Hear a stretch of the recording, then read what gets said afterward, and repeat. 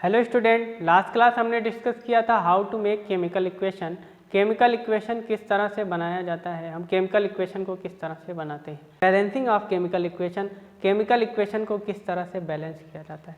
तो किसी भी केमिकल इक्वेशन को बैलेंस करना बहुत ही आसान होता है। हमारे पास दो मेथड होती है, एक हिट एंड ट्रायल मेथड होती है और एक हमारी ट्रिक वाली मेथड रहेगी। ट्रिक वाली मेथड अगर एग्ज़ाम में हिट एंड ट्रायल मेथड से पूछा तो हमें हिट एंड ट्रायल मेथड ही लगाना है, और अगर एग्ज़ाम में डायरेक्ट क्वेश्चन पूछ देगा तो हम किसी भी मेथड से, अपनी शॉर्ट ट्रिक वाली मेथड से उस क्वेश्चन को सॉल्व कर लेंगे। तो चलिए आज स्टार्ट करते हैं how to balance chemical equation. Chemical equation को किस तरह से बैलेंस किया जाता है।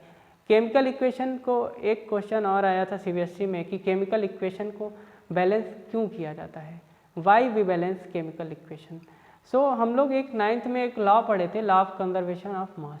According to law of conservation of mass, mass neither be created nor be destroyed.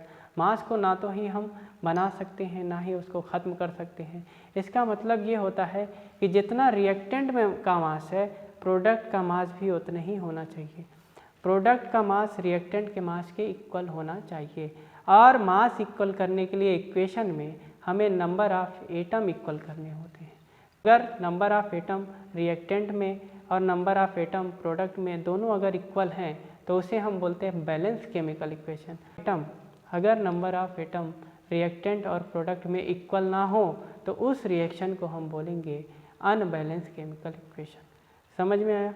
तो हम दो तरह की इक्वेशन पढ़ेंगे, बैलेंस केमिकल इक्वेशन और अनबैलेंस केमिकल इक्वेशन। तो चलिए हम पहले देख लेते हैं कि किस तरह से केमिकल इक्वेशन को बैलेंस किया जाता है। केमिकल इक्वेशन को बैलेंस करने से पहले एक चीज़ और हमें सीखनी होगी कि किसी भी कंपाउंड में नंबर ऑफ एटम कैसे कैलकुलेट करते हैं। यही हमारी सबसे बड़ी प्रॉब्लम है कि हम किसी भी कंपाउंड में नंबर ऑफ एटम कैलकुलेट नहीं कर पाते हैं। कंपाउंड में नंबर ऑफ एटम कैसे कैलकुलेट करते हैं, तो मान लेते हैं हमारे पास एक एग्जाम्पल है सोडियम क्लोराइड। सोडियम क्लोराइड, यहाँ पे नंबर ऑफ सोडियम और नंबर ऑफ क्लोरीन एटम हमें बताना है कि कितने नंबर ऑफ सोडियम एटम है, कितने नंबर ऑफ क्लोरीन एटम है। तो यहाँ पे सोडियम के सामने देखेंगे, यहाँ पे कुछ नंबर लिखा है, नहीं लिखा है। इसके इधर भी देखा जाएगा, कोई नंबर है, नहीं है, कोई नंबर नहीं है यहाँ पर। तो ये 1 है और ये भी 1 है, मतलब यहाँ पे सोडियम भी 1 है और क्लोरीन भी 1 है। इसी तरह एक एग्जांपल और लेते हैं हम, MgCl2 magnesium chloride. Magnesium chloride में भी हमें नंबर ऑफ एटम चेक करने हैं। तो मैग्नीशियम का कितना एटम है, क्लोरीन का कितना एटम है, ये कैसे चेक करेंगे। तो हम यहाँ पे नंबर देखेंगे, यहाँ पे हमें कोई भी नंबर नहीं दिख रहा है। यहाँ पे नंबर देखेंगे, यहाँ पे भी कोई नंबर नहीं दिख रहा है। इसका मतलब मैग्नीशियम कितना है, 1 है। यहाँ पे क्लोरीन के लिए देखेंगे तो क्लोरीन के इधर तो कोई नंबर नहीं दिखा है, लेकिन यहाँ पे एक नंबर है 2। तो यहाँ पे क्लोरीन एटम कितना हो गया हमारे लिए, 2 हो गया। इसी तरह अगर हम इसी में आगे हम 2 कर दें, कोई अगर ऐसा रिएक्टेंट या प्रोडक्ट, कोई भी ऐसा कंपाउंड तुम्हें दिखाई दे, तो इसका क्या मतलब है, इसमें कितने नंबर ऑफ मैग्नीशियम एटम है और कितने नंबर ऑफ क्लोरीन एटम है। तो यहाँ पे हम देखेंगे 2, तो ये मैग्नीशियम कितना हो जाएगा, 2, क्योंकि ये 2 जो होता है ये दोनों में कॉमन है। यहाँ से क्लोरीन एटम देखेंगे तो 2 तो यहाँ था, ये वाला 2 इस 2 से मल्टीप्लाई हो जाएगा, 2 2 ज़ा 4, क्लोरीन कितने हो जाएंगे, 4 हो जाएंगे। इसी तरह हम और डिस्कस कर लेते हैं AlCl3 aluminium chloride. Aluminium chloride में देखेंगे aluminium, number of aluminium atom तो 1, नंबर ऑफ क्लोरीन एटम 3, ठीक है। इसी तरह हम देखते हैं कैल्शियम हाइड्रोक्साइड। कैल्शियम हाइड्रोक्साइड का फार्मूला होता है CaOH2। Calcium, number of calcium atom तो 1, और यहाँ पे ब्रैकेट देखो, ब्रैकेट के बाहर जो भी नंबर लिखा होता है, ब्रैकेट के अंदर के सारे एलिमेंट उतने ही हो जाते हैं। मतलब यहाँ पे ऑक्सीजन भी 2 है और हाइड्रोजन भी 2 है। इसी तरह अगर हमारे पास एल्युमिनियम हाइड्रोक्साइड है तो एल्युमिनियम हाइड्रोक्साइड में नंबर ऑफ एटम कैसे कैलकुलेट करेंगे, तो हम देख रहे हैं AlOH3।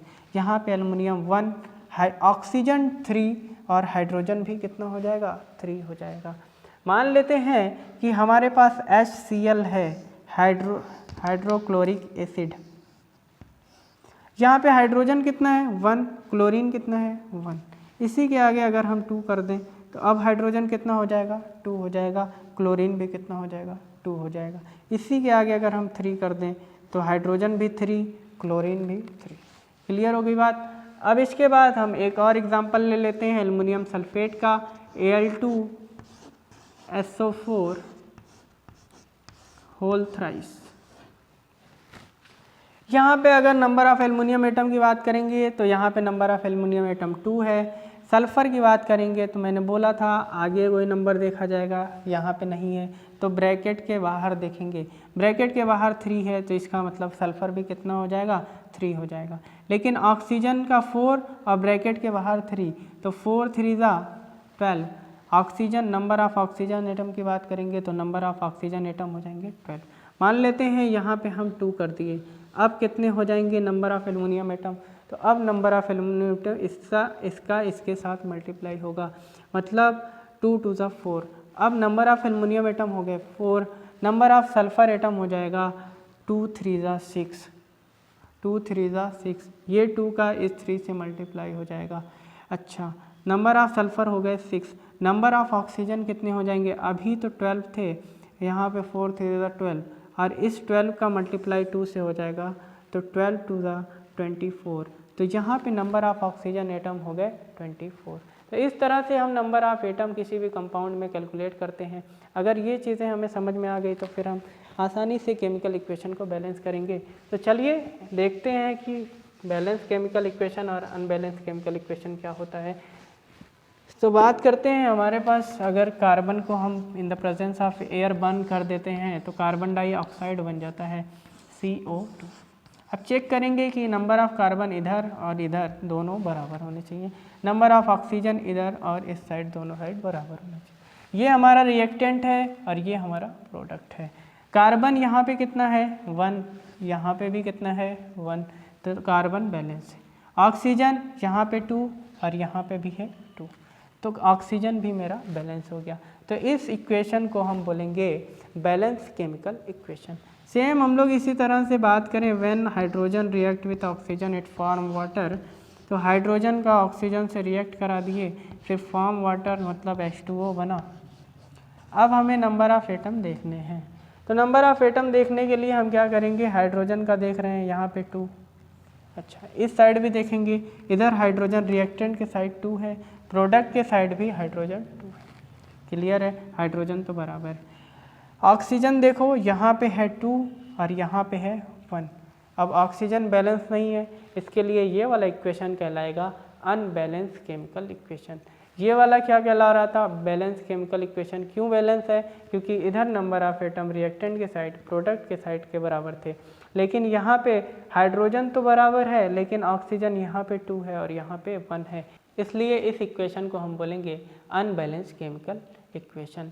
तो अगर इक्वेशन अनबैलेंस होता है तो उसे हमें बैलेंस करना होता है। एग्ज़ाम में यही सवाल आते हैं, 2-3 क्वेश्चन दे दिए जाते हैं और हमें इक्वेशन को बैलेंस करना होता है।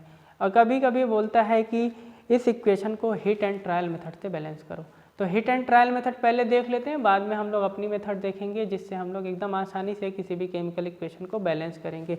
तो चलिए सबसे पहले हम देखते हैं hit and trial method. Hit and trial method से हम किस तरह से किसी भी केमिकल इक्वेशन को बैलेंस करते हैं। तो हिट एंड ट्रायल मेथड का मतलब क्या है, अगर हमारे पास हाइड्रोजन, वही ले लेते हैं हाइड्रोजन रिएक्ट विथ ऑक्सीजन,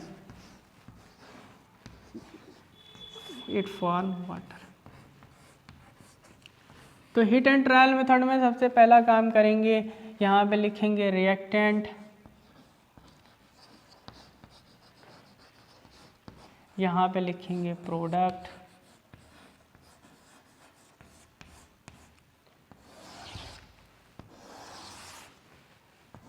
अब इसमें कौन कौन सी स्पीशीज पार्टिसिपेट की है वो लिख देंगे, यहाँ पे हाइड्रोजन और कौन है ऑक्सीजन, यहाँ पे हाइड्रोजन और यहाँ पे ऑक्सीजन।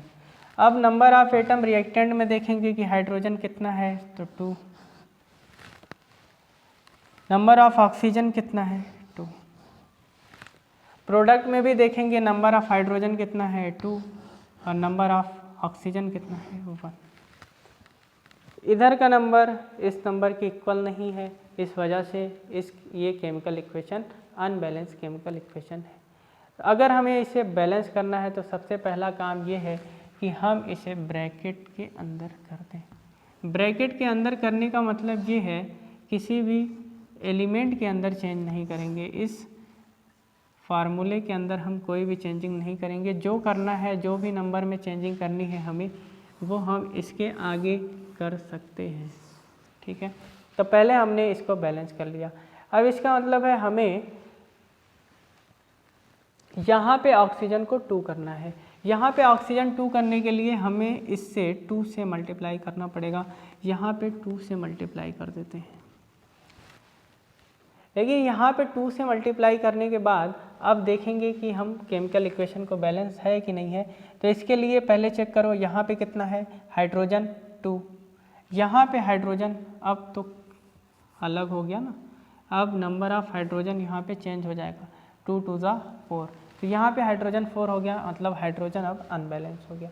ऑक्सीजन यहाँ पे देखो 2, यहाँ पे भी 2, ऑक्सीजन तो बैलेंस हो गया लेकिन हाइड्रोजन क्या हो गया, अनबैलेंस है। अब हाइड्रोजन को बैलेंस करने के लिए हमें क्या करना पड़ेगा, यहाँ पे 2 से मल्टीप्लाई करना पड़ेगा। ब्रैकेट लगाने की वजह ही यही थी कि हम अंदर कोई भी सब्सटेंस में चेंज नहीं करेंगे, जो भी नंबर में चेंजिंग करना होगा वो हम ब्रैकेट के बाहर ही करेंगे, ब्रैकेट के अंदर हम कोई भी चेंजिंग नहीं करेंगे।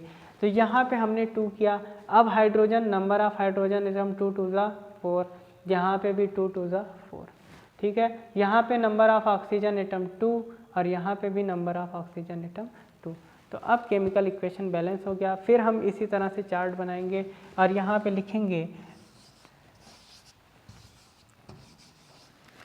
रिएक्टेंट में नंबर ऑफ हाइड्रोजन कितना है, 4, नंबर ऑफ ऑक्सीजन कितना है, 2, प्रोडक्ट में भी नंबर ऑफ हाइड्रोजन देखेंगे 2 2 ज़ा 4 और ऑक्सीजन भी देखेंगे तो 2। अब ये इसके बराबर है, ये इसके बराबर है, इसलिए ये chemical equation balance chemical equation कहलाएगा। When zinc react with hydrochloric acid it form zinc chloride ZnCl2 plus H2 gas. अब पहले तो चेक करना है कि ये इक्वेशन बैलेंस है या नहीं है। तो क्या करेंगे हम, वही 2 काम, पहला रिएक्टेंट और यहाँ पे प्रोडक्ट। यहाँ पे जो जो एलिमेंट रहेंगे, जिंक है, जिंक लिख दिए, हाइड्रोजन,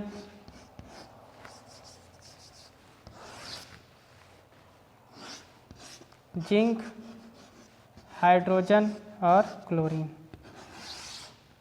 अब देखना है कि रिएक्टेंट में जिंक कितना है। तो यहाँ पे रिएक्टेंट में जिंक 1 है, तो यहाँ पे हम जिंक के सामने 1 लिखेंगे। हाइड्रोजन रिएक्टेंट में कितना है, 1, तो यहाँ पे भी हम 1 लिखेंगे। क्लोरीन यहाँ पे कितना है, 1, तो यहाँ पे भी हम क्या लिखेंगे, 1। तो ये तो रिएक्टेंट साइड हो गई। चलो प्रोडक्ट साइड चलते हैं। यहाँ पे जिंक कितना है, 1, तो यहाँ पे हम 1 लिख लिए। यहाँ पे हाइड्रोजन कितना है, 2, तो यहाँ पे हम क्या करेंगे, 2 कर देंगे। Chlorine, number of chlorine atom check करेंगे, तो यहाँ पे 2 है, तो यहाँ पे भी हम क्या लिख देंगे, 2 लिख देंगे। अब हमें देखना है कि ये वाला नंबर क्या इस नंबर के इक्वल है, तो नहीं है। नंबर ऑफ जिंक तो इक्वल है, लेकिन नंबर ऑफ हाइड्रोजन और नंबर ऑफ क्लोरीन इक्वल नहीं है। अब इसके लिए हमें केमिकल इक्वेशन को बैलेंस करना होगा। बैलेंस करने के लिए सबसे पहला काम, इसे हम बॉक्स के अंदर क्लोज कर देंगे, बॉक्स के अंदर बंद कर देंगे भैया। बॉक्स के अंदर बंद करने का मतलब ये है कि हम अंदर कोई नंबरिंग में चेंज नहीं करेंगे, जो भी चेंज करना होगा हम बाहर नंबर में चेंज कर लेंगे। अब हमें जिंक तो कोई करना नहीं है, जिंक इधर भी इक्वल है, इधर भी इक्वल है, तो हमें क्या इक्वल करना है, नंबर ऑफ हाइड्रोजन और नंबर ऑफ क्लोरीन। इस side number of hydrogen atom 1 है, उस साइड 2 है, तो जिधर कम रहेगा उधर हम मल्टीप्लाई करेंगे। तो यहाँ हम 2 से मल्टीप्लाई करने वाले हैं। अब नंबर ऑफ हाइड्रोजन कितना हो गया, इस साइड भी 2 हो गया, और नंबर ऑफ हाइड्रोजन एटम उस साइड भी कितना है, 2 है। नंबर ऑफ क्लोरीन एटम इस साइड देखेंगे तो कितना है, 2, और नंबर ऑफ क्लोरीन इधर भी कितना है, 2। तो ये रिएक्शन क्या हो जाएगा, बैलेंस हो जाएगा। फिर हम इस तरह से एक चार्ट बनाएंगे और इस चार्ट में फिर से हम लिखेंगे number of atom in reactant and product. Hit and trial method वही, रिएक्टेंट और एक साइड प्रोडक्ट। यहाँ रिएक्टेंट में कौन कौन है, तो नाइट्रोजन है और हाइड्रोजन, लिख लेते हैं दोनों को। सबसे पहले नाइट्रोजन, नंबर ऑफ नाइट्रोजन 2, यहाँ नंबर ऑफ हाइड्रोजन 2, तो रिएक्टेंट के साइड नंबर ऑफ नाइट्रोजन भी 2 है और नंबर ऑफ हाइड्रोजन भी 2 है। अब चलते प्रोडक्ट साइड अमोनिया है, यहाँ पे नंबर ऑफ नाइट्रोजन कितना है 1 और नंबर ऑफ हाइड्रोजन कितना है 3। ये नंबर इस नंबर के इक्वल नहीं है, ये नंबर इस नंबर के इक्वल नहीं है, इसके लिए ये इक्वेशन कैसा है, एक अनबैलेंस केमिकल इक्वेशन है। अगर अनबैलेंस केमिकल इक्वेशन है तो इसे हमें बैलेंस करना होगा।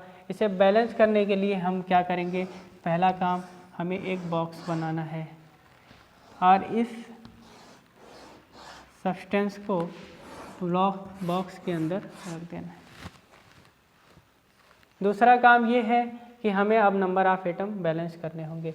यहाँ पे नाइट्रोजन देखो 2 और यहाँ पे 1, तो इसको 2 करने के लिए हमें यहाँ पे 2 से क्या करना पड़ेगा, मल्टीप्लाई करना। यहाँ पे नंबर ऑफ नाइट्रोजन 2, यहाँ पे भी नंबर ऑफ नाइट्रोजन कितने हो गए, 2 हो गए। लेकिन नंबर ऑफ हाइड्रोजन कितने हो गए भाई, अब यहाँ पे 3 था, आगे 2 से मल्टीप्लाई हो गया तो 2 3 = 6, तो नंबर ऑफ हाइड्रोजन 6 हो गए। लेकिन यहाँ पे नंबर ऑफ हाइड्रोजन कितना है, 3 है। तो फिर हमें एक बार ऐसे ही बनाना पड़ेगा, इधर number of nitrogen 2, number of hydrogen 2, इस साइड नंबर ऑफ नाइट्रोजन 2 और नंबर ऑफ हाइड्रोजन 2 3 = 6।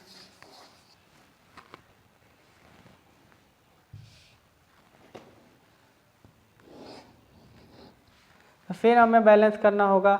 अब नंबर ऑफ हाइड्रोजन कम हो गया, किस साइड, रिएक्टेंट के साइड, मतलब अब हमें कोई नंबर से यहाँ पे भी मल्टीप्लाई करना है। हमें हाइड्रोजन देखना है, प्रोडक्ट के साइड 6 है, रिएक्टेंट के साइड हाइड्रोजन 2 है, तो 2 को हम किससे मल्टीप्लाई करें कि 6 हो जाए, तो अगर हम इसे 3 से मल्टीप्लाई कर दें तो 3 2 = कितना हो जाएगा, 6 हो जाएगा और उधर भी 6 हो जाएगा। अब हमें फिर से ऐसे ही चार्ट बनाना है, नंबर ऑफ रिएक्टेंट 2 और नंबर ऑफ हाइड्रोजन यहाँ पे कितना हो जाएगा, 6 हो जाएगा, तो नंबर ऑफ हाइड्रोजन 6। प्रोडक्ट में भी चलिए चेक कर लेते हैं, नंबर ऑफ नाइट्रोजन 2 और नंबर ऑफ हाइड्रोजन 2 3 = 6, तो यहाँ पे ये वाला नंबर इसके इक्वल, ये नंबर इसके इक्वल, इसके लिए ये वाला इक्वेशन कैसा इक्वेशन है, एक बैलेंस केमिकल इक्वेशन है। तो स्टूडेंट ये हिट एंड ट्रायल मेथड थी जिससे हम लोग को केमिकल इक्वेशन बैलेंस करना होता है। केमिकल इक्वेशन अगर हिट एंड ट्रायल मेथड से आएगा तो हमें हिट एंड ट्रायल मेथड ही करना होगा और हमें इस स्टेप को फॉलो करने होंगे। चलिए अब हम लोग अपनी ट्रिक पे चलते हैं कि किसी भी केमिकल इक्वेशन को किस तरह से हम बैलेंस करेंगे। ये हमारे पास एक केमिकल इक्वेशन है, अब हमें इसे बैलेंस करना है। तो सबसे पहले हमें क्या करना होता है कि सबसे पहले हम मेटल को बैलेंस करेंगे, मेटल के बाद नॉन मेटल को बैलेंस करेंगे,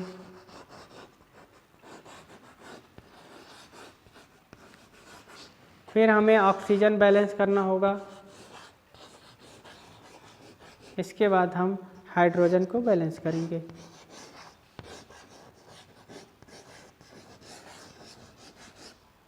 अगर हम इस स्टेप को फॉलो करें, सबसे पहले मेटल को बैलेंस करें, फिर नॉन मेटल को बैलेंस करें, फिर ऑक्सीजन और उसके बाद हाइड्रोजन, तो हमारे लिए आसान हो जाएगा थोड़ा। चलिए पहले चेक कर लेते हैं, यहाँ पे पोटेशियम मेटल कौन सी है, यहाँ पे तो यहाँ पे पोटेशियम मेटल है, यहाँ पे पोटेशियम का नंबर देखेंगे तो 1 और यहाँ पे भी नंबर 1 है, मतलब पोटेशियम बैलेंस है। अब हमें कहाँ चलना है, नॉन मेटल पे चलना है। तो इसमें नॉन मेटल कौन है, क्लोरीन, यहाँ पे भी क्लोरीन का नंबर 1 है और यहाँ पे भी क्लोरीन 1 है, ठीक है, तो क्लोरीन भी इक्वल है। तो अब चलेंगे हम ऑक्सीजन पर, ऑक्सीजन यहाँ पे 3 है और यहाँ पे 2 है, यहाँ पे 3 है और यहाँ पे 2 है, यहाँ पे इस साइड कम है, तो हम इसे क्या करेंगे, 3 से अगर मल्टीप्लाई कर दें तो 3 3 = कितना हो जाएगा, 6 हो जाएगा। लेकिन यहाँ पे कितना है, 3, अब क्या करें, इधर कितने की कमी है, 2 की कमी है, 6, उधर ऑक्सीजन 6 हो गया और इधर ऑक्सीजन कितना है, 3 है, तो अगर हम यहाँ पे 2 से मल्टीप्लाई कर दें तो 2 3 = 6। ऑक्सीजन भी हमारा क्या हो गया, बैलेंस हो गया। चलिए फिर से एक बार चेक कर लेते हैं कि मेटल तो चेंज नहीं हो गई, तो यहाँ पे पोटेशियम कितना हो गया 2, यहाँ पे कितना है 1। अब हमें चेंज करना होगा फिर यहाँ पे, तो यहाँ पे हम 2 से मल्टीप्लाई करेंगे। नंबर ऑफ पोटेशियम इस साइड 2, नंबर ऑफ पोटेशियम इस साइड 2, नंबर ऑफ क्लोरीन इस साइड 2, नंबर ऑफ क्लोरीन इस साइड भी 2, नंबर ऑफ ऑक्सीजन इस साइड 2 3 दा 6 और नंबर ऑफ ऑक्सीजन इस साइड 3 2 दा 6। मतलब नंबर ऑफ रिएक्टेंट, जितने भी एटम रिएक्टेंट में थे उतने एटम प्रोडक्ट में हैं। इसके लिए ये वाला इक्वेशन कैसा हो जाएगा, बैलेंस केमिकल इक्वेशन हो जाएगा। कैल्शियम हाइड्रोक्साइड रिएक्ट कर रहा है HCl से, तो ये बना रहा है CaCl2 calcium chloride plus water. तो स्टेप फॉलो कैसे करेंगे, सबसे पहले तो मेटल चेक करेंगे कि मेटल क्या होती है, इसके बाद नॉन मेटल, फिर ऑक्सीजन और इसके बाद हाइड्रोजन देखेंगे। तो मेटल यहाँ पे कौन है, कैल्शियम मेटल है। यहाँ नंबर ऑफ कैल्शियम कितना है 1, इस साइड नंबर ऑफ कैल्शियम कितना है 1, मतलब कैल्शियम इक्वल है। अब मेटल चेक हो गई, तो मेटल के बाद फिर और कोई मेटल नहीं है, तो इसके लिए हम क्या चेक करेंगे, नॉन मेटल चेक करेंगे। नॉन मेटल में क्या है, क्लोरीन। यहाँ पे नंबर ऑफ क्लोरीन कितना है 1 और यहाँ पे नंबर ऑफ क्लोरीन कितना है 2। नंबर ऑफ क्लोरीन इक्वल नहीं है। नंबर ऑफ क्लोरीन इक्वल करने के लिए हमें क्या करना होगा, 2 से मल्टीप्लाई करना होगा इस साइड। चलिए फिर देख लेते हैं कि कैल्शियम में कोई चेंजिंग हुई या नहीं हुई। कैल्शियम यहाँ पे नंबर कितना है 1, इस साइड भी कैल्शियम का नंबर कितना है 1। नंबर ऑफ क्लोरीन इस साइड है 2, नंबर ऑफ क्लोरीन इस साइड भी हो गया 2। चलिए बराबर हो गया। अब हम देखेंगे नंबर ऑफ ऑक्सीजन एटम। यहाँ पे हमारा स्टेप यही फॉलो करना है, नंबर ऑफ एटम, पहले मेटल चेक करेंगे, फिर नॉन मेटल चेक करेंगे, इसके बाद ऑक्सीजन चेक करेंगे और इसके बाद हाइड्रोजन चेक करेंगे। तो यहाँ पे हमें ऑक्सीजन चेक करना है, तो इधर ऑक्सीजन कितना हो जाएगा 2 हो जाएगा, इस साइड कितना है 1। ऑक्सीजन बैलेंस नहीं है। अब ऑक्सीजन को बैलेंस करने के लिए हमें क्या करना होगा, यहाँ 2 से मल्टीप्लाई करना होगा। फिर चेक करो, और कैल्शियम इधर 1, यहाँ पे भी 1, क्लोरीन यहाँ पे 2, यहाँ पर भी 2। अब यहाँ पे देखेंगे ऑक्सीजन 2 हो गया और यहाँ पे भी ऑक्सीजन 2 हो गया। अब चौथा जो है हमारे पास हाइड्रोजन, यहाँ पे नंबर ऑफ हाइड्रोजन 2 है और 2 यहाँ पे है, 2 + 2 4 हो गया इस साइड, रिएक्टेंट के साइड 4, प्रोडक्ट के साइड भी देख लेते हैं 2 2 4। तो यहाँ पे हाइड्रोजन भी क्या हो गया, बैलेंस हो गया। तो methane gas is burned, presence of oxygen form carbon dioxide and water vapor। ये हमारे पास एक केमिकल इक्वेशन है, इसको बैलेंस करना है। तो सबसे पहले मेटल, मेटल यहाँ पे कोई भी नहीं है, इसके लिए मेटल नहीं देखेंगे। तो नॉन मेटल, नॉन मेटल में क्या है कार्बन, यहाँ पे कार्बन 1, इस साइड भी कार्बन 1, कार्बन बैलेंस हो गया। अब क्या चेक करेंगे हम लोग, ऑक्सीजन चेक करेंगे। इधर ऑक्सीजन नंबर कितना है 2, इधर 2 और इधर 1, तो 2 + 1 कितना हो गया 3। तो प्रोडक्ट के साइड 3 है, रिएक्टेंट के साइड 2 है, तो हमें बैलेंस करना होगा। तो इधर हम क्या कर सकते हैं, 2 से मल्टीप्लाई कर सकते हैं। अब चेक करेंगे नंबर ऑफ कार्बन, इधर 1, इस साइड भी 1, इधर नंबर ऑफ ऑक्सीजन 2 2 4, यहाँ पे 2 और यहाँ पे 1, तो हमें भी यहाँ पे क्या करना पड़ेगा, एक 2 से मल्टीप्लाई करना पड़ेगा। तो इधर भी कितना हो गया 2 हो गया। अब नंबर ऑफ हाइड्रोजन एटम हमें चेक करने हैं, इधर 4 है और इधर भी कितना है 2 2 4 है। तो नंबर ऑफ हाइड्रोजन इधर भी इक्वल है, उधर भी इक्वल है, दोनों भी बराबर हो गए। तो ये इक्वेशन कैसा इक्वेशन हो गया, बैलेंस केमिकल इक्वेशन हो गया। चलिए और कोई एग्जांपल ले लेते हैं।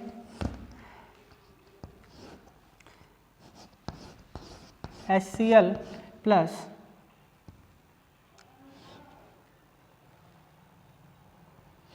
MgOH होल ट्वाइस, ये बनाएगा MgCl2 प्लस H2O। अब इसे हमें बैलेंस करना है, तो सबसे पहले क्या देखेंगे, मेटल देखेंगे, इसके बाद क्या देखेंगे, नॉन मेटल, फिर ऑक्सीजन और इसके बाद हाइड्रोजन देखना है।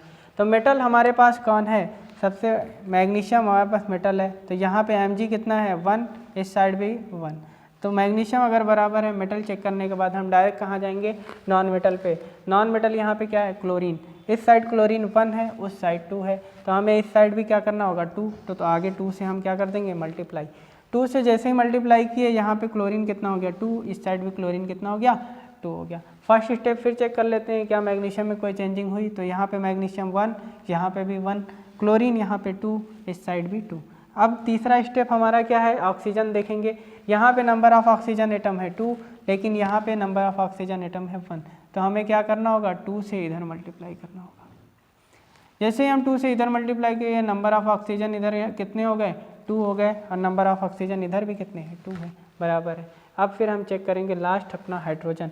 तो नंबर ऑफ हाइड्रोजन इस साइड यहाँ पे 2 देखिए, इस साइड HCl में 2 है और इधर भी 2 है, तो 2 + 2 कितना हो गया 4। अब इधर भी चेक करेंगे तो 2 × 2 = 4। तो रिएक्टेंट इक्वल है प्रोडक्ट के, इसके लिए ये रिएक्शन कैसा हो जाएगा, ये इक्वेशन बैलेंस केमिकल इक्वेशन हो जाएगा। फिर से एक बार चेक कर लेते हैं क्या सभी बराबर हैं। यहाँ पे इस साइड Mg देखो, मैग्नीशियम 1, इस साइड भी 1, इस साइड क्लोरीन 2, इस साइड भी क्लोरीन 2, इस साइड ऑक्सीजन 2, इस साइड भी ऑक्सीजन 2, इस साइड हाइड्रोजन 2 + 2 4, और उस साइड भी हाइड्रोजन कितने हो गए 4। हमारे पास एक केमिकल इक्वेशन है, इसे हमें चेक करना है कि बैलेंस है कि नहीं बैलेंस है। तो देख रहे हैं यहाँ पे Fe1 है, इस साइड Fe2 है, तो ये रिएक्शन कैसा है, अनबैलेंस केमिकल इक्वेशन। तो इसे हमें क्या करना होगा, बैलेंस करना होगा। बैलेंस करने के लिए सबसे पहला काम क्या है, मेटल देखेंगे। मेटल यहाँ पे कौन है, Fe, आयरन यहाँ पे मेटल है, तो यहाँ पे Fe कितना है नंबर 1, यहाँ पे कितना है 2, तो इस साइड 2, इस साइड 1, तो हमें क्या करना पड़ेगा, इस साइड भी 2 करना होगा, तो 2 से हम मल्टीप्लाई कर देंगे Fe में, तो इस साइड भी Fe2 हो गई और इस साइड भी Fe2 हो गया। इसके बाद जैसे ही मेटल देखेंगे, इसके बाद क्या देखना है, हमें नॉन मेटल देखना है। यहाँ पे नॉन मेटल कोई भी नहीं है, इसके लिए फिर हम क्या देखेंगे, ऑक्सीजन देखेंगे। तो यहाँ पे नंबर ऑफ ऑक्सीजन कितना है 1, इस साइड नंबर ऑफ ऑक्सीजन है 3, तो इधर भी हमें क्या करना होगा 3 करना होगा, तो इससे हम क्या करेंगे 3 से मल्टीप्लाई कर देंगे। इस साइड ऑक्सीजन 3, इस साइड भी ऑक्सीजन 3, इस साइड आयरन 2, इस साइड भी आयरन 2। अब हमें क्या करना है, हाइड्रोजन चेक करना है। ऑक्सीजन के बाद का स्टेप क्या होता है, हाइड्रोजन का। यहाँ पे हाइड्रोजन 3 × 2 = 6, लेकिन यहाँ पे कितना है 2, तो इस 2 को हमें क्या करना होगा 3 से मल्टीप्लाई, तो 3 × 2 क्या हो जाएंगे 6 हो जाएगा, मतलब उधर भी हाइड्रोजन 6 हो गया और इधर भी हाइड्रोजन 6 हो गया। तो सोडियम रिएक्ट कर रहा है ऑक्सीजन से, तो सोडियम ऑक्साइड फॉर्म हो रहा है Na2O। अब चेक करेंगे कि नंबर ऑफ सोडियम एटम इस साइड और नंबर ऑफ सोडियम एटम उस साइड इक्वल है या नहीं है। इधर सोडियम 1 है, उधर 2 है, तो यहाँ पर इक्वेशन क्या हो गया अनबैलेंस। अब इसे क्या करना पड़ेगा, बैलेंस करना पड़ेगा। बैलेंस करने के लिए हमारा वही स्टेप, सबसे पहले हम मेटल देखेंगे, फिर नॉन मेटल देखेंगे, फिर ऑक्सीजन देखेंगे, इसके बाद हाइड्रोजन देखेंगे। तो यहाँ पे सोडियम इस साइड 1, इस साइड है 2, तो हमें यहाँ पे भी क्या करना होगा 2 से मल्टीप्लाई करना होगा। अब इधर सोडियम हो गया 2, इधर सोडियम हो गया 2, इक्वल हो गया, लेकिन ऑक्सीजन इधर है 2 और इस साइड है 1, तो इधर भी हमें क्या करना होगा 2, चलो 2 कर लेते हैं। अब ऑक्सीजन इस साइड तो 2 हो गया और इस साइड भी 2, ऑक्सीजन तो बैलेंस, लेकिन नंबर ऑफ सोडियम चेंज हो गया। नंबर ऑफ सोडियम इधर है 2 और नंबर ऑफ सोडियम इधर है 4, तो इधर भी हमें क्या करना होगा 4, तो इस 2 को हम मिटा के क्या लिख देंगे, यहाँ पे 4 लिख देंगे। और ये अब देखेंगे नंबर ऑफ सोडियम यहाँ पे 4, इस साइड भी number of sodium 4, number of oxygen 2, यहाँ पे भी नंबर ऑफ ऑक्सीजन 2। तो यहाँ पे सबसे पहले हम किसको बैलेंस करेंगे, मेटल को। मेटल क्या है, कॉपर, इस साइड कॉपर 1 और इस साइड भी कॉपर 1, तो कॉपर तो बैलेंस है। तो चलो नॉन मेटल में क्या है, नाइट्रोजन, इस साइड नाइट्रोजन है 1, इस साइड है नाइट्रोजन 2, तो हमें क्या करना होगा, रिएक्टेंट के साइड भी नाइट्रोजन को 2 करना होगा, तो हम 2 से क्या कर देंगे मल्टीप्लाई। अब यहाँ पे कॉपर चेक करो, कॉपर कितना है, इस साइड 1 है और इस साइड भी कॉपर कितना है 1 है। इस साइड नाइट्रोजन कितनी हो गई 2, इस साइड भी नाइट्रोजन कितनी है 2 है। अब हम तीसरा स्टेप क्या है, मेटल नॉन मेटल चेक करने के बाद तीसरा स्टेप ऑक्सीजन, तो यहाँ पे ऑक्सीजन 1, इस साइड भी ऑक्सीजन 1, तो ऑक्सीजन भी बैलेंस। तीसरी बात, हमें हाइड्रोजन को बैलेंस करना है, तो यहाँ पे हाइड्रोजन 6 लेकिन यहाँ पे हाइड्रोजन है 2। तो इस हाइड्रोजन को 6 करने के लिए हमें 3 से क्या करना होगा, मल्टीप्लाई करना होगा। लेकिन अब देखो नंबर ऑफ ऑक्सीजन एटम क्या हो गया, चेंज हो गया। यहाँ पे नंबर ऑफ ऑक्सीजन 3, यहाँ पे नंबर ऑफ ऑक्सीजन 1। तो इसके लिए यहाँ पे भी 3 से हमें मल्टीप्लाई करेंगे, तो यहाँ पे नंबर ऑफ ऑक्सीजन भी क्या हो गया, 3 हो गया। फिर से चेकिंग करेंगे स्टार्टिंग से, कॉपर कितना है यहाँ पे 3 और इस साइड कितना है 1। अब कॉपर अनबैलेंस हो गया, तो इसके लिए कॉपर को भी बैलेंस करेंगे, तो यहाँ 3 से हमें मल्टीप्लाई करना होगा। अब चेक कर लो फिर से, कॉपर यहाँ पे हो गया 3, यहाँ पे भी कॉपर 3, यहाँ पे फिर नाइट्रोजन 2 इस साइड, नाइट्रोजन इस साइड भी है 2। नंबर ऑफ ऑक्सीजन इस साइड है 3, नंबर ऑफ ऑक्सीजन इस साइड भी है 3। अब इसके बाद फिर हम क्या चेक करेंगे, हाइड्रोजन। तो नंबर ऑफ हाइड्रोजन इधर कितने हैं 6, नंबर ऑफ हाइड्रोजन इधर भी कितने हैं 6। तो ये इक्वेशन बैलेंस केमिकल इक्वेशन है। तो इस तरह से हम किसी भी केमिकल इक्वेशन को बैलेंस करते हैं। तो ये एक आसान मेथड थी किस तरह से हम केमिकल इक्वेशन को बैलेंस करते हैं। उम्मीद है आप लोगों को अब केमिकल इक्वेशन बैलेंस करना आ गया होगा। इसके बाद एक चीज़ और आती है कि किस तरह से किसी भी केमिकल इक्वेशन को मोर इन्फॉर्मेटिव बनाया जा सकता है। रिएक्टेंट प्रोडक्ट, रिएक्टेंट या प्रोडक्ट जिस स्टेट में है तो हम क्या लिखेंगे, सबसे पहले स्टेट लिख देते हैं उसकी। स्टेट लिखने के लिए हमारे पास मेथड है, अगर वो रिएक्टेंट सॉलिड होगा तो उसको ब्रैकेट में एस ऐसे लिखना है, अगर लिक्विड है तो एल लिखना है, अगर गैस है तो गैस जी लिखना है, और अगर एक्वस सॉल्यूशन है तो उसे ए क्यू लिखना है। मान लेते हैं हमारे पास एक एग्जांपल है, when hydrogen react with oxygen it form water. तो हाइड्रोजन रिएक्ट की है ऑक्सीजन से और वाटर बना रही है। तो अब हम क्या करेंगे, इस रिएक्टेंट और प्रोडक्ट की स्टेट लिख देंगे। हाइड्रोजन किस स्टेट में रहती है, तो गैस स्टेट में, तो यहाँ ब्रैकेट में हम क्या लगा देंगे, जी। ऑक्सीजन किस स्टेट में है, गैस स्टेट में, तो यहाँ पे भी हम क्या लगा दें, जी। लेकिन हाइड्रोजन ये वाटर किस स्टेट में है, लिक्विड, तो इसके लिए हम क्या लगा देंगे, एल लगा देंगे। तो ये इस तरह से समटाइम हम लोग उसकी रिएक्टेंट और प्रोडक्ट की स्टेट भी इसमें मेंशन कर देते हैं, और इससे रिएक्शन क्या हो जाता है, मोर इन्फॉर्मेटिव हो जाता है। कभी कभी हीट चेंजेस भी टेक प्लेस होते हैं कि कुछ रिएक्शन होते हैं जिसको एक्सोथर्मिक बोलते हैं, किसी को एंडोथर्मिक बोलते हैं। एक्सोथर्मिक ऐसा रिएक्शन होता है, अगर कोई रिएक्शन हो और रिएक्शन के बाद हीट निकले तो उस रिएक्शन को बोलते हैं एक्सोथर्मिक रिएक्शन। और अगर कोई रिएक्शन को हीट देने से वो रिएक्शन होता है तो उसे बोलते हैं एंडोथर्मिक। एक्सोथर्मिक रिएक्शन हो रहा है तो हीट हम लोग प्रोडक्ट के साइड ऐड करेंगे, और अगर एंडोथर्मिक हो रहा है तो हीट को हम रिएक्टेंट के साइड जोड़ेंगे। इसी तरह अगर कोई कंडीशन दे दे, जैसे प्रेशर दिया रहे कि इतने प्रेशर पे और इतने टेम्परेचर पे केमिकल रिएक्शन हो रहा है, तो उसे हम एरो के ऊपर मेंशन कर देते हैं कि when carbon monoxide and hydrogen, carbon monoxide and hydrogen are compressed at 300 atmospheric pressure over a catalyst zinc oxide and chromic oxide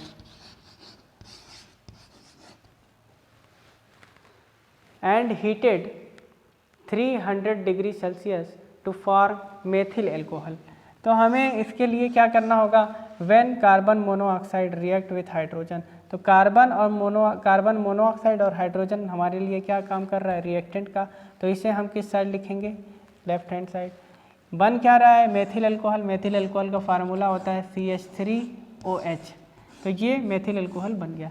अब हमें क्या करना है कि किस कंडीशन में हुआ है वो कंडीशन मेंशन करना है। सबसे पहले तो कैटलिस्ट, क्या कैटलिस्ट यूज हुआ है, जिंक ऑक्साइड और क्रोमिक ऑक्साइड।